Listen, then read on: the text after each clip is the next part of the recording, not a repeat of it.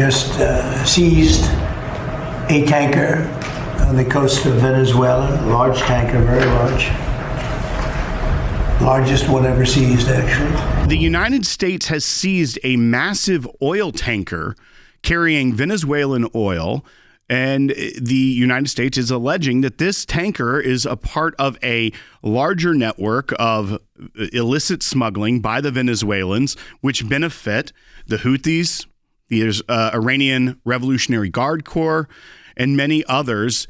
And it was in a dramatic video released by the Attorney General of U.S. military rappelling out of a helicopter, getting on board this vessel to seize it. They also released a tweet from the Attorney General, which said, "Today, the Federal Bureau of Investigation, Homeland Security Investigations, and the United States Coast Guard, with support from the Department of War, executed a seizure warrant for a crude oil tanker used to transport sanctioned oil from Venezuela to Iran.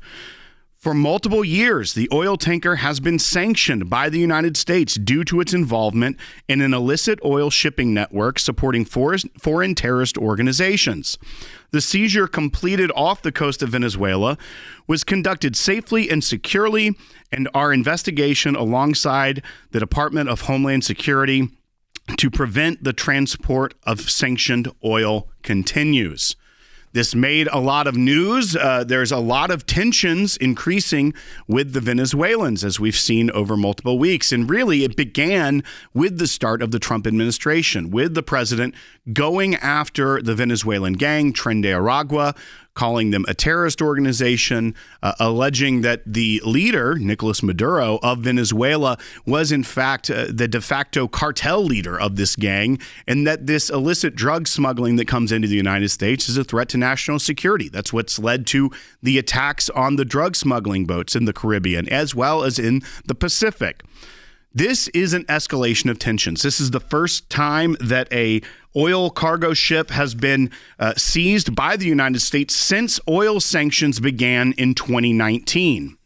But this ship specifically was sanctioned by the Treasury Department in 2022, so under the Biden administration. And this now has been seized. So we're talking about 3 years, nearly 4 years since the sanctions on this specific ship were put in place, and it's the first real action taken against it.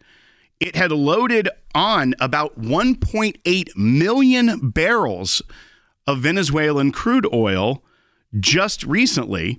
It had offloaded only 200,000 of those barrels to a Panamanian ship, which was taking it to Cuba.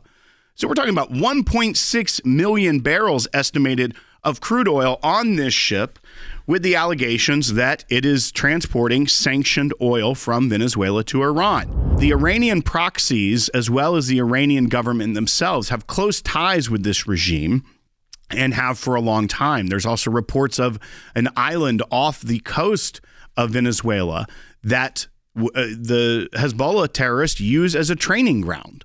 So it's not just a friendly economic relationship between the terrorist regimes and the Maduro regime. It's also a training and military style partnership.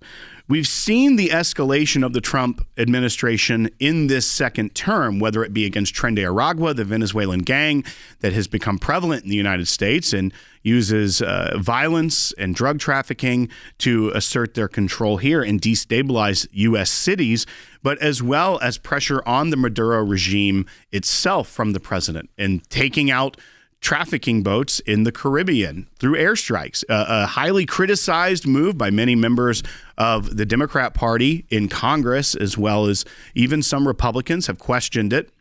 But this is a further escalation from that. This is a seizure of a boat. And I think we also need to frame it within the context of what it is. This boat specifically, this ship, was targeted with sanctions by the U.S. Treasury in 2022.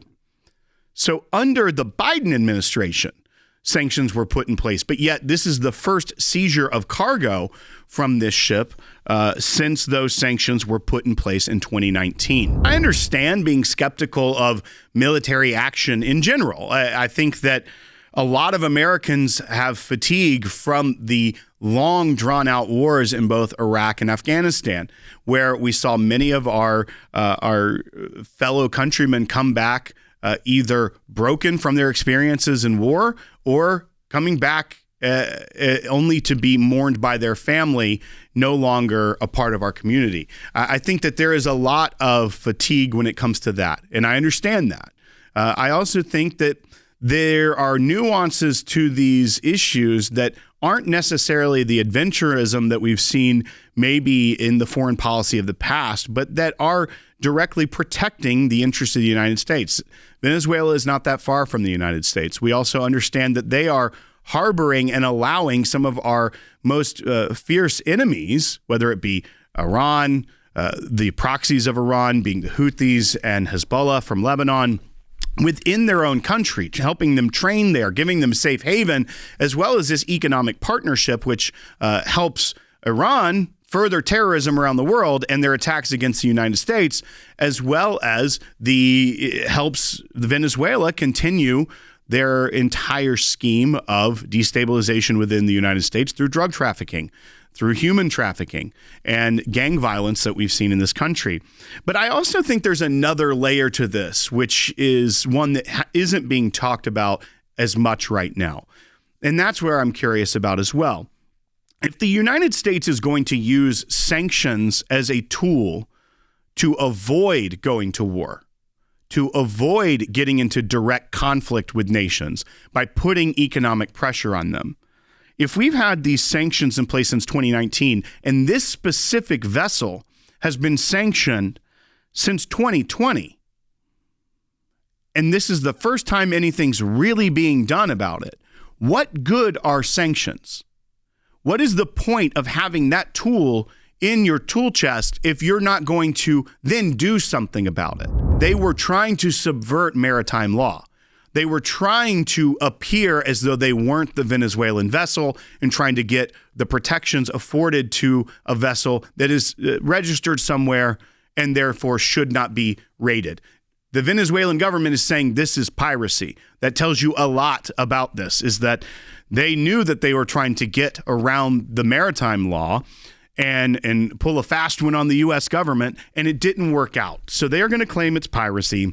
The Attorney General was very bold in that statement, showed the helmet cam footage, which was of U.S. military members of the Coast Guard, members of the federal government, rappelling out of helicopters to seize this vessel. It looks almost like a video game or an action film when you see this footage that they've released of them seizing this vessel. If we are going to levy sanctions on people, and we are going to try and stop the shipment of 1.8 million barrels of Venezuelan oil, their biggest source of revenue, especially when this is a part of a trade route that is both helping the Iranians as well as the Venezuelans. What is the point of putting sanctions in place if we're not going to do anything about it when they're violating it?